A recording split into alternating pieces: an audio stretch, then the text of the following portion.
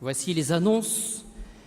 Et tout d'abord, vous ne pouvez imaginer la joie, le plaisir de vous retrouver tous, ou presque tous. Alors vous savez, nous avons des indices. Il faut regarder la place du marché. Et donc on voit, tiens, telle famille est arrivée. Les volets aussi. Quoi qu'on peut se tromper, parce qu'il y a des volets qui restent ouverts tout l'été. Enfin, que le Seigneur vous bénisse tous. Alors c'est aujourd'hui le 15e dimanche après la Pentecôte. Vous aurez à la sortie de la messe la vente de pots de crème de citron. Et c'est bien volontiers que j'ai répondu par l'affirmative à sœur Raphaël, des sœurs contemplatives de Saint-Jean, qui est venue m'expliquer qu'elle fait des études à l'ICP et qu'elle a besoin d'un peu de sous pour financer ses études. Alors faites bon accueil à cette vente. Je lui ai demandé tout à l'heure si les affaires marchaient bien. Il m'a répondu oui. Cette semaine, nous reprenons les horaires des messes et confessions, les horaires habituels. Ensuite, pour les inscriptions au catéchisme, elles se font en ligne sur le site de la paroisse. Et je vous donne cette consigne, si vous hésitez entre le rugby, le football, ou le catéchisme, ou la danse, ou le poney, il faut choisir le catéchisme.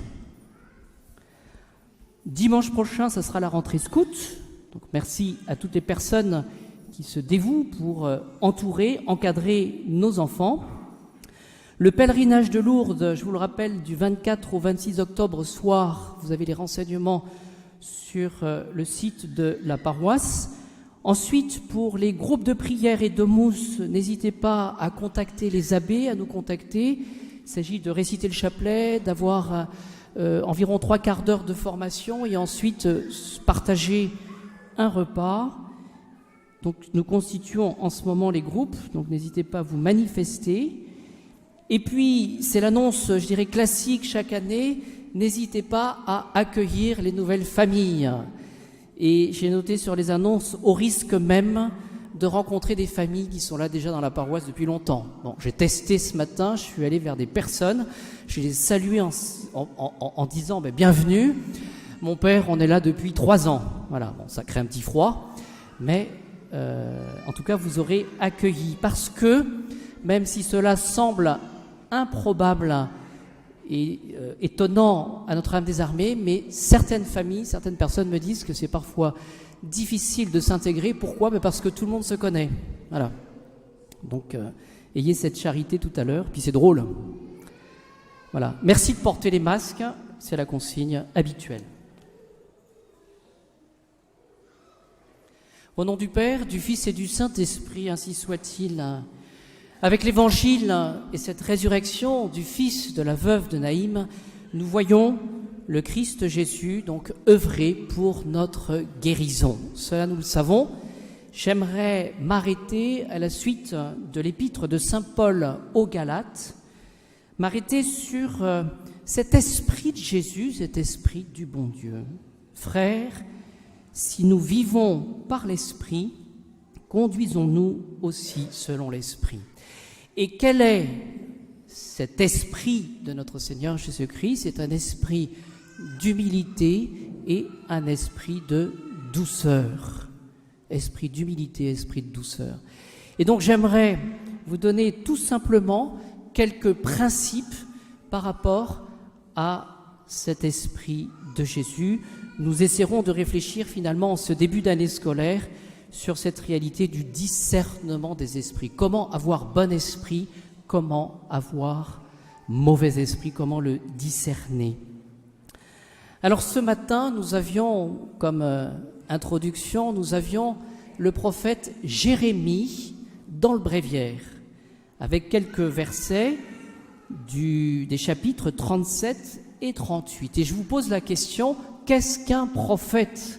Quel est le rôle du prophète ? Le rôle du prophète, c'est finalement de transmettre la volonté de Dieu aux hommes. Et vous imaginez que ça n'est pas facile d'être prophète. Et c'est l'exemple même de notre Jérémie qui va essayer de transmettre justement la volonté du bon Dieu au roi Sédécias.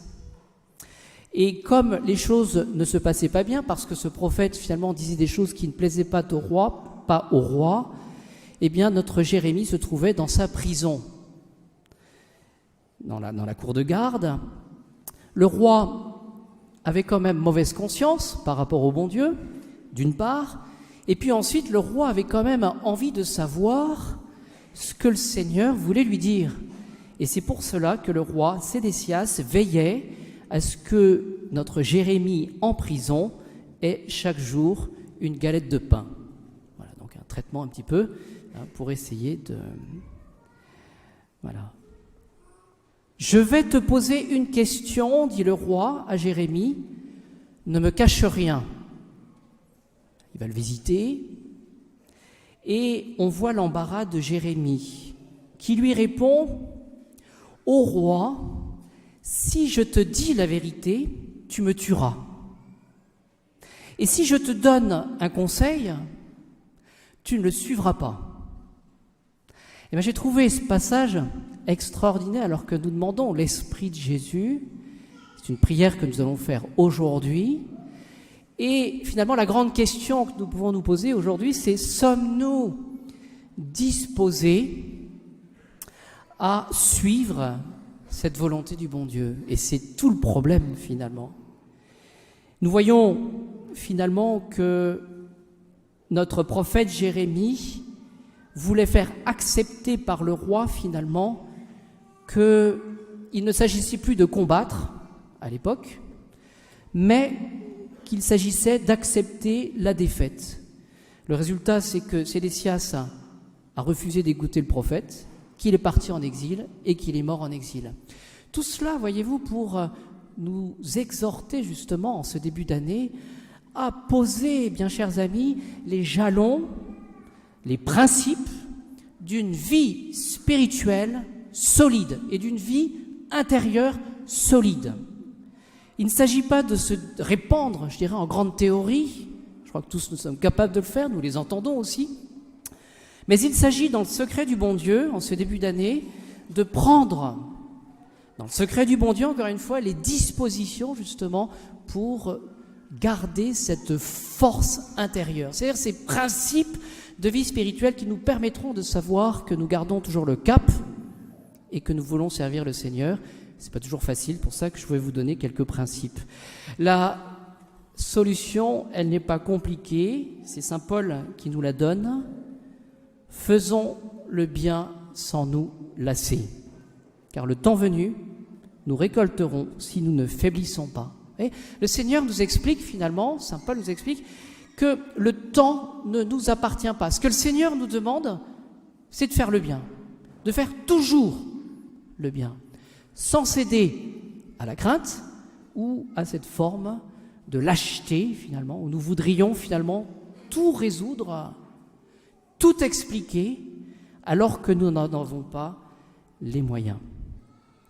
Alors, en ce début d'année, discernement des esprits, quelle est donc la marche à suivre? Je vous livre ce mot « tendance ». Ensuite, cet autre mot « mentalité ».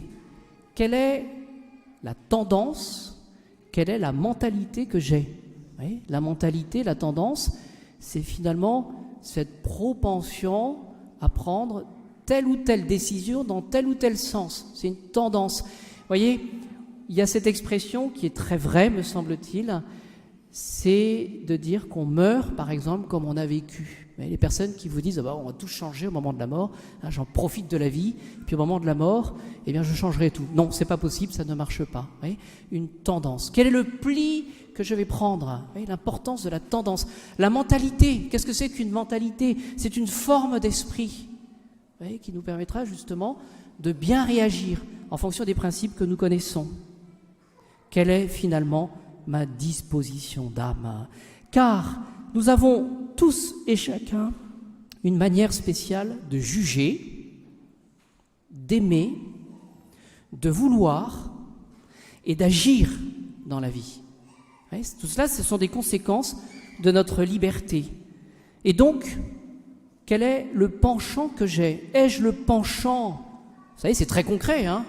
Ai-je un penchant à la prière? Ou ai-je ce penchant, quand je me réveille, hein, première action, de consulter mon portable? Je crois que c'est très concret, ça. Je crois qu'on peut tous réfléchir là-dessus. Quel est le premier réflexe que j'ai? Voilà.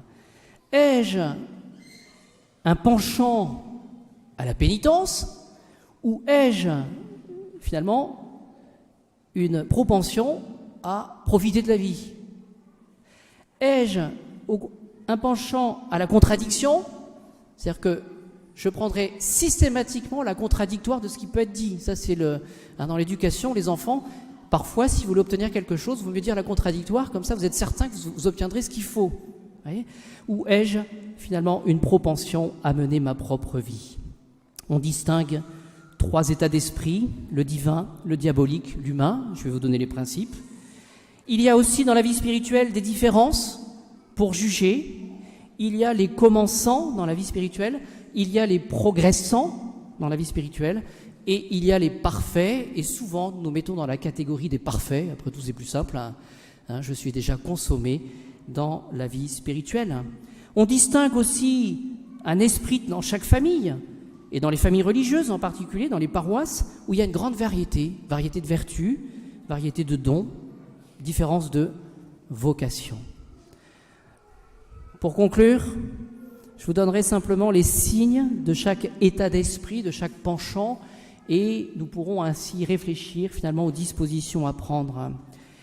Quel est l'esprit divin, tout d'abord, pour juger, pour aimer, pour vouloir et pour agir? Eh bien, c'est de faire les choses avec Jésus. Et ça a un nom, c'est la vie surnaturelle. Oui. Est-ce que finalement, j'ai cette humilité, disons-le, de compter avec le Christ dans ma vie? Voilà. Quelle est la place que j'accorde à la prière dans ma vie? Voilà. Quel est l'esprit humain pour juger, pour aimer, pour vouloir, pour agir?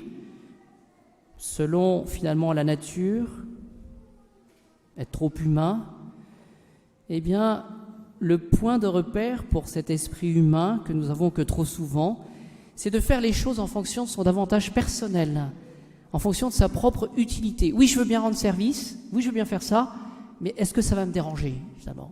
Voilà, en fonction de mon petit programme. Voyez. Et ce sera l'égoïsme, l'individualisme et finalement la médiocrité. Enfin, à côté de l'esprit divin, l'esprit humain, l'esprit du démon, 2 caractéristiques. Le démon, il divise. Il divise. Voilà. C'est l'esprit de contradiction.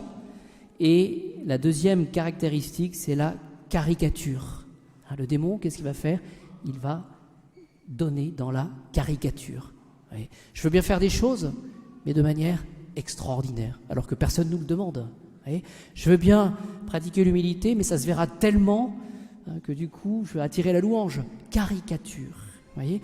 Et ce qu'il faut savoir, c'est que l'esprit du démon jette l'âme dans le trouble et dans le désespoir. Ben oui, parce qu'il nous tente et après, il nous abandonne seuls à notre propre turpitude. Demandons à la Sainte Vierge ses dispositions d'âme. Nous le savons, elle est pleine de grâce. Je vous salue Marie, pleine de grâce. Pour posséder cette vie intérieure solide, forte, il n'y a pas de secret, dévotion à Notre-Dame, et spécialement en ce moment. À la fin, mon cœur immaculé triomphera. Notre-Dame est là justement pour nous protéger, pour nous aider. Salut, pleine de grâce, le Seigneur est avec vous. Et qu'avait Notre-Dame comme disposition? Certainement ces paroles d'Isaïe, chapitre 7, verset 14. 7 siècles avant Notre-Dame, elle était pauvre, c'est-à-dire dans des dispositions de recevoir, et recevoir le Messie, la consolation d'Israël. Et quel était le signe en Isaïe? Une vierge concevra. Vous voyez, si j'ai l'esprit du démon, on se dit, n'a ni queue ni tête, cela. Une vierge concevra. Et l'esprit humain, pas possible. Mais disposition d'âme, esprit divin, Seigneur, si tu le dis, c'est que c'est possible. Et je vais poser un acte de foi. Et c'est ce que le Seigneur nous demande, bien chers paroissiens, c'est que nous vivions cette année scolaire avec la priorité de la foi et de l'esprit que le Seigneur nous donne, raisonnable. Alors il faut le demander au Seigneur, bien humblement, bien généreusement, et avec confiance, au nom du Père, du Fils et du Saint-Esprit. Ainsi soit-il.